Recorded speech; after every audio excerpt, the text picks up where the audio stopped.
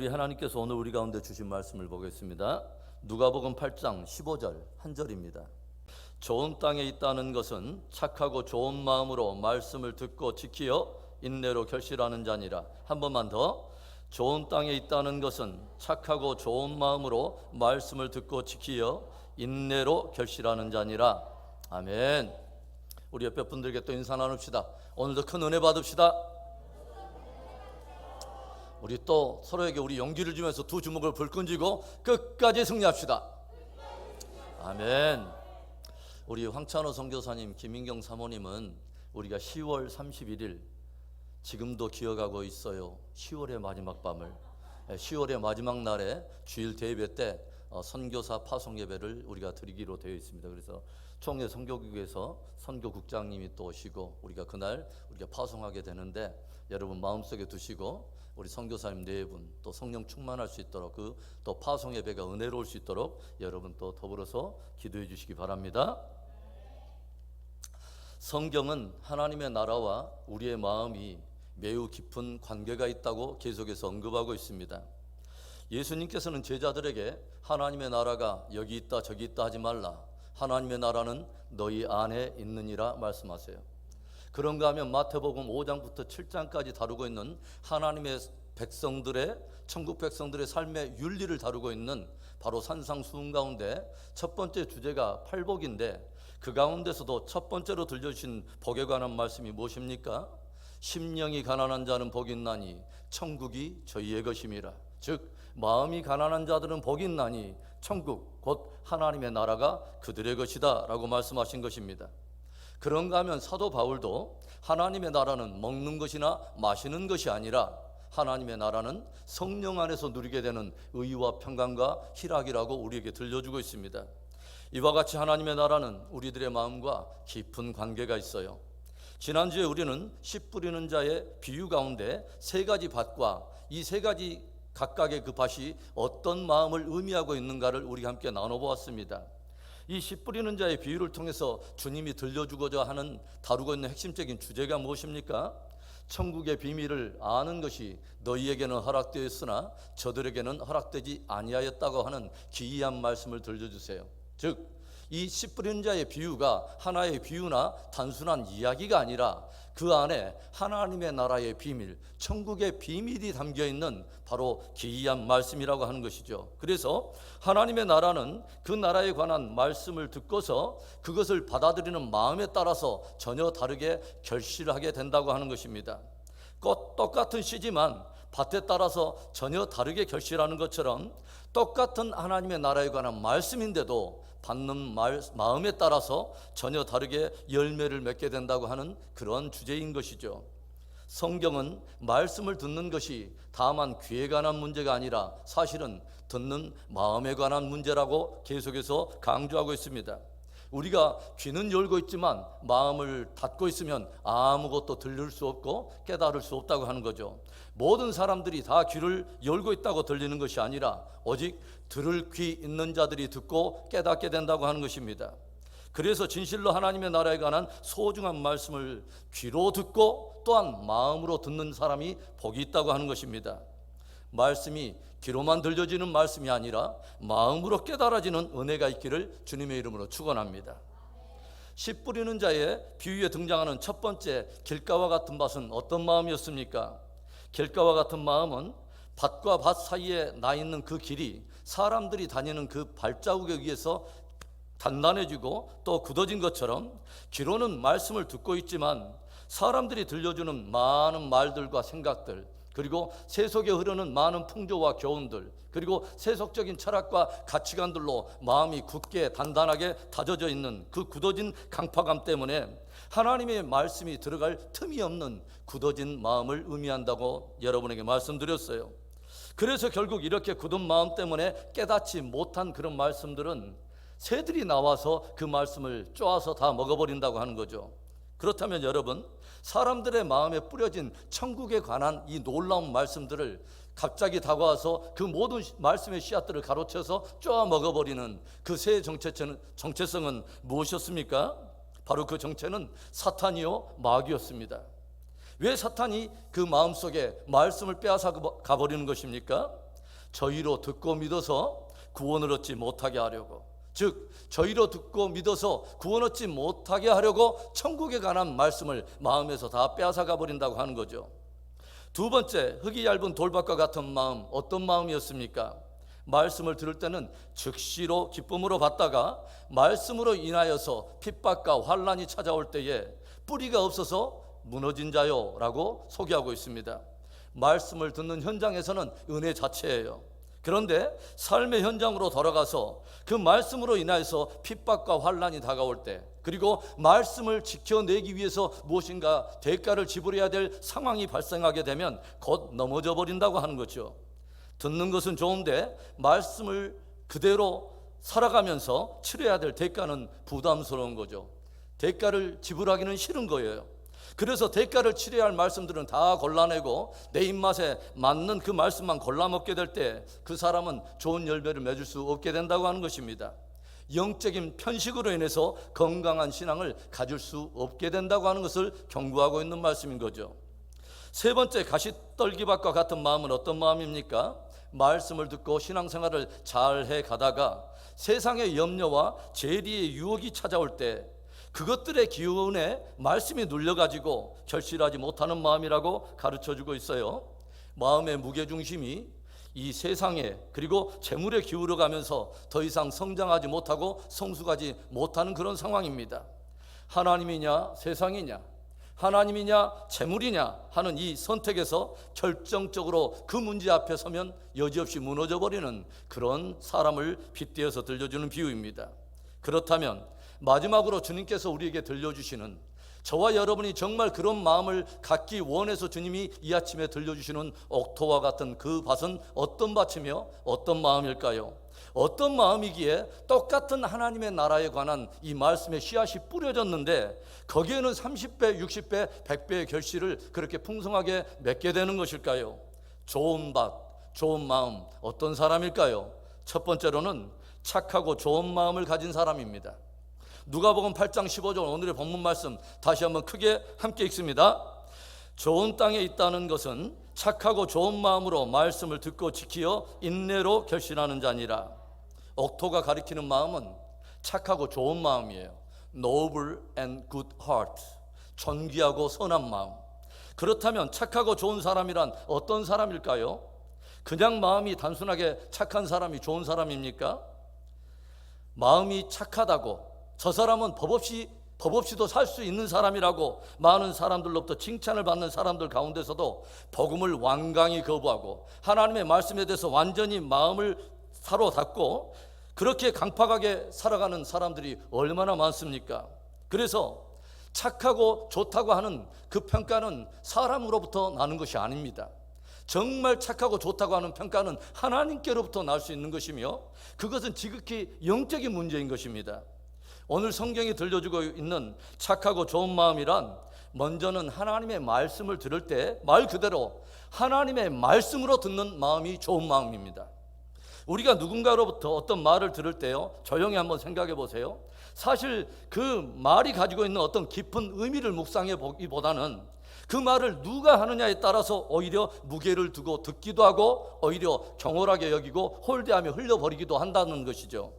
똑같은 말인데도 그 말씀을 누가 하느냐에 따라서 마음 문을 열기도 하고 마음을 닫기도 하죠. 내 마음에 맞는 사람이면 그 사람이 어떤 말씀을 전하고 있는가는 전혀 그 부차적인 문제예요. 오히려 마음을 활짝 열어요. 그런데 정말 진귀한 말씀이어도 그 사람이 나랑 무엇인가 관계가 이상하게 뻐그려져 있는 그런 사람이라면 그 사람에 대해서는 그 사람이 하는 말에는 전혀 관심이 없고 모든 마음을 닫아버린다고 하는 거죠. 착하고 좋은 마음, 어떤 마음이냐? 말씀을 들을 때 진실로 하나님의 말씀으로 듣는 마음이 좋은 마음이라는 거예요. 사도 바울이 개척한 수많은 교회들 가운데 가장 짧은 시간, 비록 3주라고 하는 이 짧은 시간 동안 복음을 전했음에도 불구하고 매우 건강하고 견고하게 세워진 교회 하나가 있습니다. 바로 데살로니가 교회예요. 그 교회는 짧은 연륜에도 불구하고 바울이 입이 마르도록 칭찬을 아끼지 않을 만큼 빠르게 성장하고 성숙하여 인근 마게도냐의 일대에 그리고 소아시아 일대에 선한 영향력을 끼치며 선한 본으로 자리매김을 하고 있는 그런 교회였습니다. 신앙의 성숙과 열매 맺는 것이 꼭 오랜 시간이 걸리지 않을 수도 있다고 하는 것이죠. 신앙의 연륜과 길이, 그리고 신앙의 성숙에 가는 것이 꼭 비례하는 것만은 아니라고 하는 것을 우리에게 들려주는 것이죠. 데살로니가 교회와 성도들은 짧은 시간 말씀을 들었음에도 불구하고 영적으로 빠르게 성숙하면서 이웃에게 선한 영향력을 끼치는 좋은 교회로 자리매김을 하고 있었다고 하는 것입니다. 저는 우리 은혜 비전 교회가 그런 좋은 교회가 되었으면 좋겠습니다. 그렇다면 데살로니가 교회와 성도들은 어떻게 그렇게 짧은 시간 동안 말씀을 들었음에도 불구하고 그렇게 건강하게 성장하고 건강하게 성숙할 수 있었을까요? 어떻게 그렇게 풍성한 열매를 맺어서 선한 영향력을 끼치는 좋은 교회가 되었을까요? 바울은 데살로니가 교회에서 일어난 놀라운 부흥과 성장과 성숙의 비결을 이렇게 평가하고 있어요. 데살로니가전서 2장 13절의 말씀, 이러므로 우리가 하나님께 끊임없이 감사함은 너희가 우리에게 들은 바 하나님의 말씀을 받을 때 사람의 말로 받지 아니하고 하나님의 말씀으로 받음이니 진실로 그러하도다. 이 말씀이 또한 너희 믿는 자 가운데서 역사하느니라. 너희가 우리에게서 하나님의 말씀을 들을 때, 우리로부터 하나님의 말씀을 받을 때 사람의 말로 받지 아니하고 하나님의 말씀, 하나님께로부터 오는 신적 권위를 인정하며 하나님의 말씀으로 그대로 받았다는 거예요. 진정한 성장과 성숙의 비결이 바로 여기에 있는 것이죠. 하나님의 말씀을 들을 때 그 말씀을 진짜 하나님의 말씀으로 받았다는 거예요. 5년 동안 신앙생활을 했다고, 10년 동안 교회 다녔다고 신앙이 성장하고 성숙하는 것이 아니라 하나님의 말씀을 들을 때 진짜 하나님의 말씀으로 받는 그 사람, 바로 그 사람이 그 말씀을 받을 때 그 믿는 믿음 안에서 말씀이 살아 역사하게 된다고 하는 것입니다. 데살로니가 성도들은 사도 바울이 복음을 전할 때 바울의 말로 듣지 않았어요. 바울의 말로 듣지 않고 사람의 말로 듣지 않냐고 하나님의 말씀으로 들었다는 거예요. 사도 바울이 전하는 스타일에 집중하거나 아니면 사도 바울의 외모에 어떤 마음의 중심을 두고 초점을 기울이는 것이 아니라 오직 말씀에 집중했다고 하는 거죠. 종종 말씀보다는 말씀을 전하는 사람을 보면서 신앙이 성숙하지 못하는 사람을 종종 봐요. 예배를 다 마쳤는데 말씀이 내게 도전하는 그 말씀은 하나도 마음속에 새기는 것이 없이 돌아가면서 엉뚱한 것을 기억해요. 오늘 목사님 넥타이 색깔이 좀 그렇지 않아? 오늘 목사님 머리에서 빛나는 거 보니까 머리에 기름을 너무 많이 바르셨어. 기름 부음을 받은 자 같아. 마치 메시지는 하나도 듣지 않고 스피커만 구경하다가 돌아가는 사람처럼, 포장지 안에 들어있는 보물에는 하나도 관심이 없고 포장지만 보다가 돌아가는 사람과 같다고 하는 것이죠. 여러분, 사도 바울의 외모가 어땠을 것 같아요? 바울은요, 머리숱이 거의 없는 대머리였다고 해요. 키는 작고 매부리 코를 가지고 있는 사람이었다고 해요. 또 바울은 자기 몸에 가시가 있었다고 고백하고 있죠. 이 몸의 가시에 대해서 많은 주석가들은 아마도 바울에게는 눈에 안질이 있었을 것이다 라고 그렇게 해석을 하는 사람이 있습니다. 또 바울이 무엇을 스스로 고백하냐면 나는 글에는 능하나 말에는 약하다 라고 고백해요. 무슨 말입니까? 실제로 자기는 글을 쓰는 데는 굉장히 유능하지만 말을 전하는 데는 굉장히 언변이 부족하다는 거예요. 이것에 대해서 또 어떤 주석가들은 바울은 약간 말을 더듬었을 것이다 라고 그렇게 해석하는 사람도 있어요. 그러면 여러분 한번 상상해 보세요. 여러분이 부흥회가 열려가지고 목사님께서 외부에서 오신 부흥 강사를 소개합니다. 여러분, 오늘 우리 가운데 하나님께서 위대한 강사 한 분을 보내주셨습니다. 바로 사도 바울이십니다 라고 소개를 받은 사도 바울이 이제 강단 위에 올라오는데 키가 작은 대머리에 매부리 코를 가지고 있는 강사예요. 그리고 이제 입을 벌려서 설교를 하기 시작하는데 눈에 안질이 있어갖고 눈을 꾸벅꾸벅 하거나 그리고 말을 하는데 점점 더듬으면서 이제 설교를 하기 시작합니다. 하나님께서 오늘 여러분에게 창세기의 말씀을 들려주셨습니다. 예를 들어서 이렇다는 거예요. 모르기는 해도요, 웬만한 현대교회 성도들이라면 단 몇 분을 견디지 못하고 답답해가지고 아마 5분 안에 거의 다 나가실 거예요. 그런데 데살로니가 성도들은 그러지 않았다는 거예요. 사도 바울의 외양과 전하는 스타일이나 그가 가지고 있는 연약함을 주목한 것이 아니라 그가 어떤 말씀을 가지고 있는가, 메시지에 집중을 했다고 하는 것입니다. 그래서 하나님의 말씀을 하나님의 말씀으로 들었다는 거예요. 그러다 보니까 하나님의 말씀으로 간절히 사모하다 보니까 말씀이 우리 안에 역사해서 말씀이 생동력 있는 거룩한 변화를 일으키게 되었다고 하는 거죠. 그런 좋은 마음을 가질 수 있기를 축원합니다. 성경이 말하는 또 착한 마음, 좋은 마음이란 어떤 마음이냐면 들려지는 그 말씀을 나를 위한 말씀으로 받는 마음이 복된 마음입니다. 나를 위해 들려주시는 말씀으로 듣는 그 마음이 복된 믿음인 거예요. 오늘 하나님께서는 나에게 어떤 말씀을 주실까 간절히 사모하면서 그 말씀을 받아요. 그 간절히 사모하면서 말씀을 받는 그 마음에 어떤 일들이 일어나요? 나를 위해 주신 말씀이기 때문에 그 말씀으로 인해서 내 안에 애통이 있고 눈물이 있어요. 나를 위해 들려주신 말씀이기 때문에 거기는 감동과 도전이 있고 위로와 소망과 기쁨이 넘쳐요. 왜 듣지 않을까요? 왜 건성으로 들을까요? 나랑은 상관없는 말씀이라고 생각하기 때문이에요. 왜 건성으로 넘깁니까? 이 말씀은 다른 사람들이 들어야 된다고 생각하기 때문에 아예 처음부터 말씀에 대해서 마음을 닫는 거예요. 이 말씀은 김 집사가 들어야 되는데 오늘 안 나왔네. 이 말씀은 오늘 내 집사람이 딱 들어야 되는데 오늘 집사람이 못 나왔네. 김 집사가 들어야 되고 이권철이 들어야 되고 내 남편이 들어야 하고 내 아내가 들어야 돼요. 그리고 나는 늘 그 말씀에 대해서 애외고 열애해요. 그러니까 그 도도한 교만 속에는 아무리 기로는 들어도 진정한 말씀을 통한 내 안에 성찰이 없어요. 그러니까 진정한 성장도 없고 성숙도 없고 변화가 없어요. 히브리서 10장 7절에 너무 귀한 말씀이죠. 우리 함께 읽습니다. 이에 내가 말하기를 하나님이여 보시옵소서 두루마리 책에 나를 가리켜 기록된 것과 같이 하나님의 뜻을 행하러 왔나이다 하셨느니라. 두루마리 책, 성경에 누구를 가리켜서 기록된 말씀이요? 나를 가리켜 기록된 말씀. 하나님의 말씀은 다른 누군가를 위한 말씀이 아니라 나를 위해 기록된 말씀이라는 거예요. 그래서 내가 나를 가리켜 기록된 그 말씀을 행하러 왔나이다. 하나님의 말씀이 나를 위하여 기록된 말씀인 것을 정말 확실히 알고 그렇게 듣는 사람은 진짜 복 있는 사람입니다. 주님 내가 여기 있사오니 제들을 보내시옵소서. 주님 내가 여기 있사오니 김집사를 보내소서, 이권차를 보내소서. 그것이 아니라 주여 종이 여기 있사오니 말씀하옵소서. 종이 듣겠나이다. 주님 내가 여기 있사오니 나를 보내소서. 두루마리에 나를 향해서 가리켜 기록된 그 말씀을 내가 행하려고 왔나이다. 사랑하는 성도 여러분, 하나님의 말씀을 들을 때 진실로 그것을 하나님의 말씀으로 받는, 그리고 나를 위해 들려주시는 말씀으로 받는, 그래서 그 착하고 좋은 마음밭에 풍성한 결실을 맺게 되는 진짜 축복된 삶과 신앙이 되기를 주의 이름으로 축원합니다. 좋은 밭, 좋은 마음, 어떤 사람일까요? 둘째로는 말씀을 마음에 굳게 지키는 사람입니다. 다시 한번 누가복음 8장 15절을 봅니다. 좋은 땅에 있다는 것은 착하고 좋은 마음으로 말씀을 듣고 지키어 인내로 결실하는 자니라. 좋은 마음으로 말씀을 듣고 그 다음에 어떤 단어가 등장하냐면 지킨다라고 하는 단어가 등장해요. retain이라고 하는 단어예요.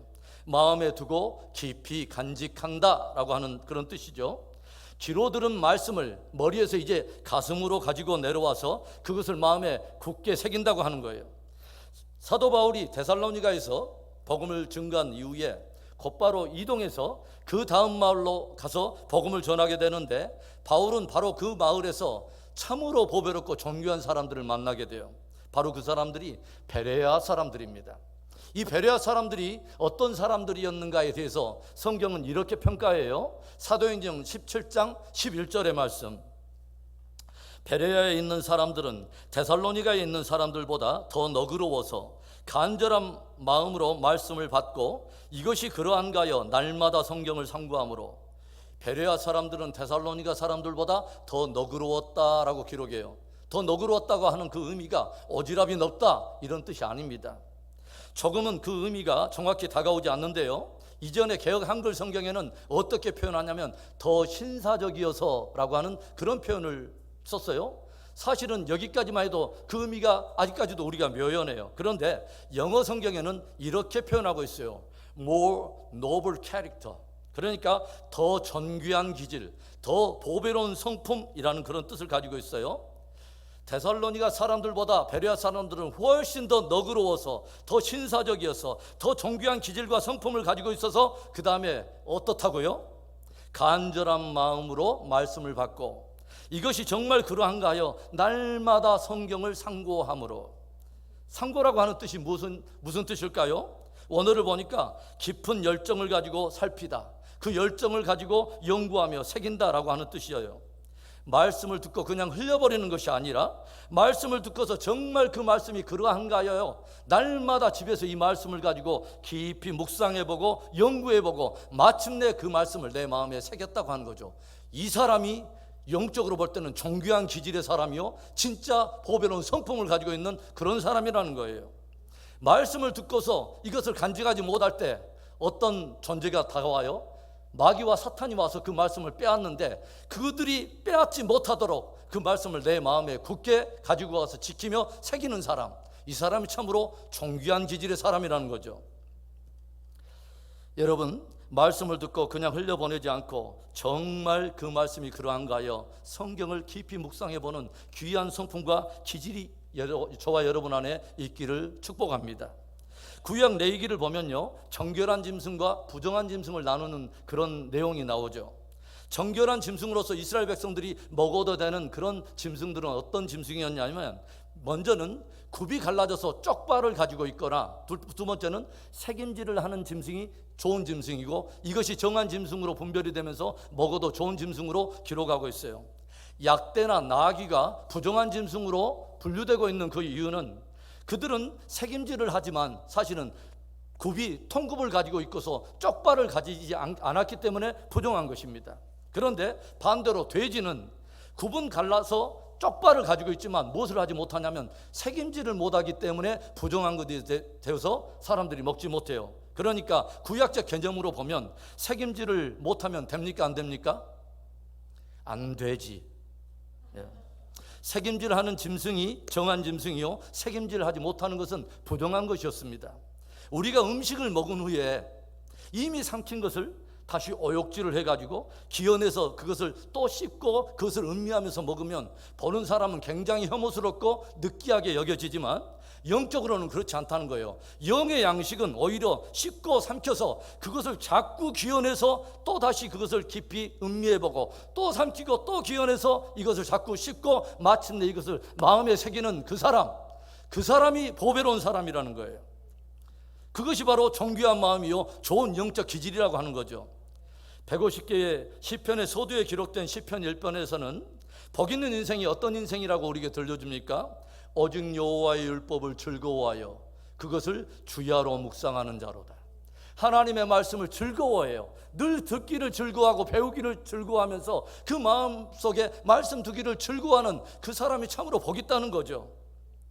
이 사람이 복 있는 이유가 뭐예요? 저는 시냇가에 심은 나무가 시절을 쫓아 과실을 맺음과 같이 모든 행사에 형통하리로다. 여러분, 광야와 같은 메마른 인세상을 우리가 살지라도 그 심령을 말씀의 오아시스에 깊은 뿌리를 내리고 있는 그 사람은 결코 줄이거나 군핍해지지 않고 형통한 인생을 살게 된다고 하는 것이죠. 모세가 죽은 후에 여호수아라고 하는 새로운 리더십이 이제 지도자가 되었어요. 그런데 새로운 리더십의 자리에 앉게 된 여호수아에게는 몇 가지 많은 장벽들이 그 앞에 놓여 있었습니다. 200만이 넘는 이 엄청난 무리의 군대들을 어떻게 내가 감당해낼 것인가? 그리고 지금 몸에 거두는 시기라 요단이 마르지 않고 범람에 있는데 어떻게 요단은 건너갈 것이며, 요단 저 건너편에 철병거로 무장하고 있는 가나안 대적들을 어떻게 돌파해 갈 것인가 하는 많은 넘어야 될 장애물들이 있었다고 하는 것이죠. 그런데 이 문제에 대해서 고민하고 두려워하고 있을 때 하나님께서 여호수아에게는 단 하나의 일에 대한 도전만 주십니다. 여호수아 1장 8절의 말씀인데, 이 율법책을 내 입에서 떠나지 말게 하며 주야로 그것을 묵상하여 그 안에 기록된 대로 다 지켜 행하라. 그리하면 내 길이 평탄하게 될 것이며 내가 형통하리라. 많은 산지에 있는 장벽 때문에 머리가 찌끈찌끈하고 두려움이 밀려오는데 하나님께서는 딱 하나의 답만, 딱 하나의 길만 들려줬다고 하는 거죠.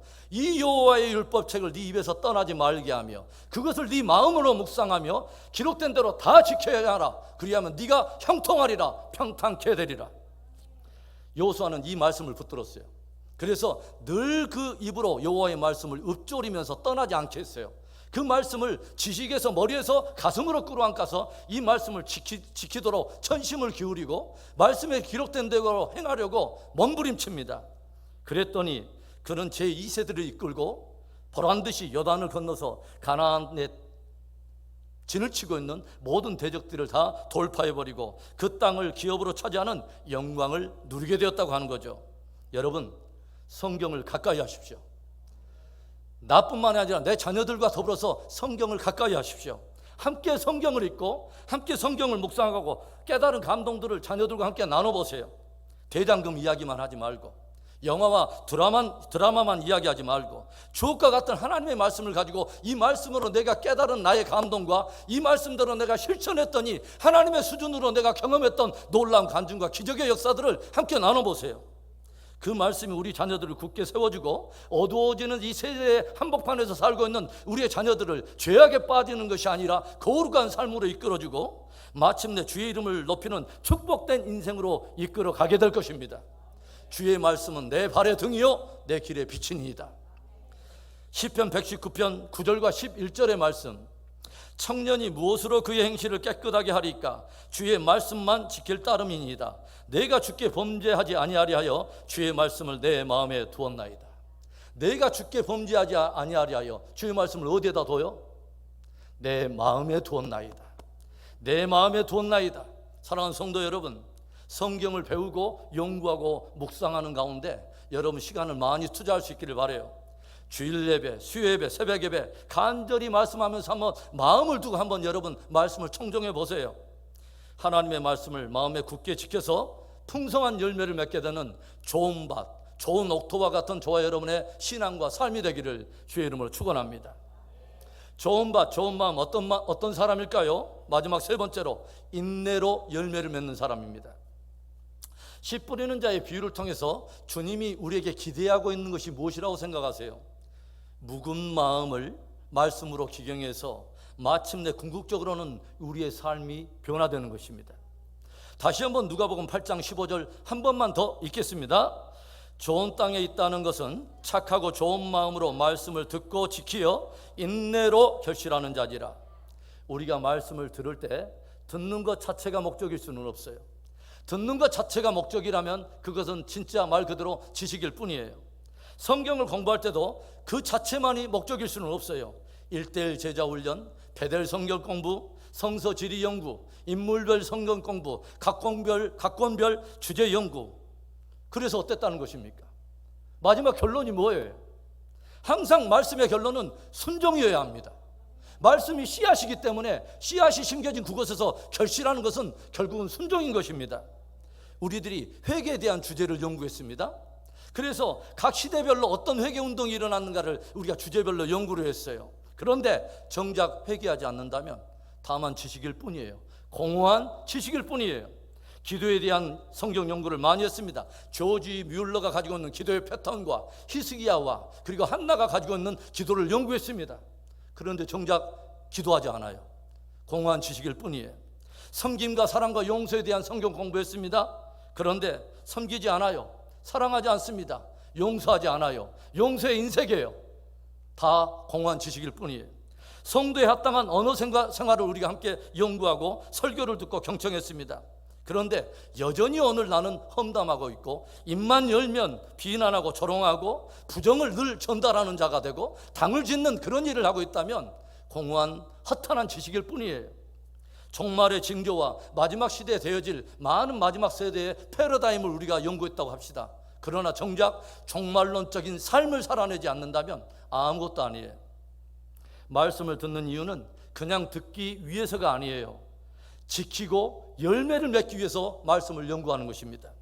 착하고 좋은 마음은 말씀을 들을 때 순종하려고 듣는 마음이에요. 지키고 복종해서 열매를 맺기 위해서 듣는 마음. 여러분, 성경이 듣기만 하고 순종하지 않는 사람에 대해서 야고보가 어떻게 말을 합니까? 야고보서 1장 22절부터 25절의 말씀, 너희는 말씀을 행하는 자가 되고 듣기만 하여 자신을 속이는 자가 되지 말라. 누구든지 말씀을 듣고 행하지 아니하면 그는 거울로 자기의 생긴 얼굴을 보는 사람과 같아서 제 자신을 보고 가서 그 모습이 어떠했는지를 곧 잊어버리거니와 자유롭게 하는 온전한 율법을 들여다보고 있는 자는 듣고 잊어버리는 자가 아니요 실천하는 자니 이 사람은 그 행하는 일에 복을 받으리라. 말씀을 듣고서도 행하지 않는 사람은 마치 거울을 그렇게 보고 나서도 금세 뒤돌아서서 자기가 보았던 거울에 있는 자기의 모습을 잊어버린 사람과 똑같다는 거죠. 말씀이라고 하는 그 거울에 비춰봤더니 내 영혼의 상태가 드러나고 내 영혼에 묻어있는 흠과 점과 여러 가지 허물들이 보이는데 그것을 보고서도 고치지 않는다면, 그것을 보고서도 고쳐 행하지 않는다면 사실은 아무것도 변하지 않은 채 여전히 옛사람의 모습으로 돌아와서 사는 사람과 다를 바가 없다고 하는 거예요. 그래서 참으로 복된 믿음은 어떤 믿음이냐? 듣고서도 금방 잊어버린 믿음이 아니라, 거울을 보고서도 그냥 뒤돌아서는 그런 사람이 아니라 깨달은 대로 고쳐 실천하는 바로 그 믿음이 복된 믿음이라는 거예요. 오늘 말씀 가운데 우리가 마지막 하나 더 생각해 보아야 될 단어는 인내라고 하는 단어예요. 인내로 결실한다. 즉 열매를 맺기 위해서는 우리에게 무엇인가가 필요하다는 거예요. 뭐예요? 인내가 필요하다는 거예요. 그래서 이 말씀이 저희에게는 참 위로가 된다고 생각해요. 때로는 순종하면서 넘어질 수 있어요. 순종하면서 우리는 무너질 수 있어요. 그런데 다시 일어날 수 있다는 거예요. 일어나서 다시 순종할 수 있다고 하는 거예요. 때로는 온전한 순종을 하지 못하지만 마음을 또 새롭게 하고 더 온전한 순종으로 나아간다고 하는 것입니다. 처음에는 겨자씨만한 작은 순종을 했지만 더 순종하고 더 순종함으로 해서 마침내 온전한 순종의 사람이 된다고 하는 거예요. 세상의 유혹에 넘어지기도 하고 재물의 유혹에 대해서 흔들리기도 하지만 다시 무너진 그곳에서 내 마음을 심령으로 다시 한번 일깨워서 여전히 인내로서 믿음의 길을 걷다 보면 우리가 마침내 결실하게 된다고 하는 것이죠. 성경에서 말하는 의인은 안 넘어지는 사람이 아니에요.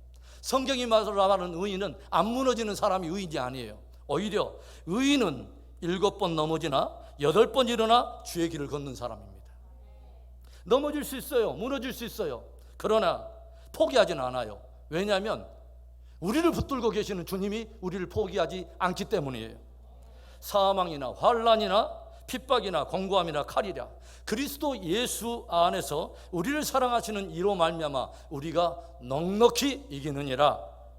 사랑하는 성도 여러분, 하나님의 말씀이 들려질 때 진실로 그것을 사람의 말이 아니라 하나님의 말씀으로 듣는 복된 은혜가 있기를 축원합니다.